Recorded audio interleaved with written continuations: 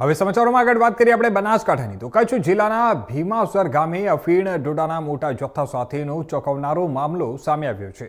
સીમ વિસ્તારમાં ગેરકાયદેસર રીતે અફીણ ડોડાનું વાવેતર કરવામાં આવ્યું હોવાની માહિતીના આધારે પોલીસે સમગ્ર કાર્યવાહી કરી હતી। ત્યારે ભીમાસર ગામની સીમમાં અફીણ ડોડાનું વાવેતર કરવામાં આવ્યું હોવાની બાતમી મળતા જ કચ્છ સાયબર સેલે રેડ કરી હતી અને આ રેડ દરમિયાન અંદાજે 6200 કિલોગ્રામ અફીણ ડોડાનો જથ્થો ઝડપી પાડ્યો હતો। પોલીસે આશરે 9.45 કરોડ રૂપિયાનો મુદ્દામાલ જપ્ત કર્યો છે।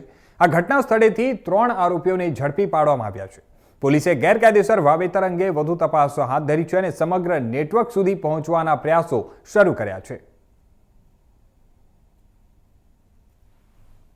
પહેલા ભીમાસર ગામની ભૂટકિયાની સીમમાં આશરે 2 એકર જેટલી જમીનમાં અફીણ ડોડાનું વાવેતર થયું હતું। એ બાબતની હકીકત સાયબર સેલના પીઆઈ બુડાણાને મળી।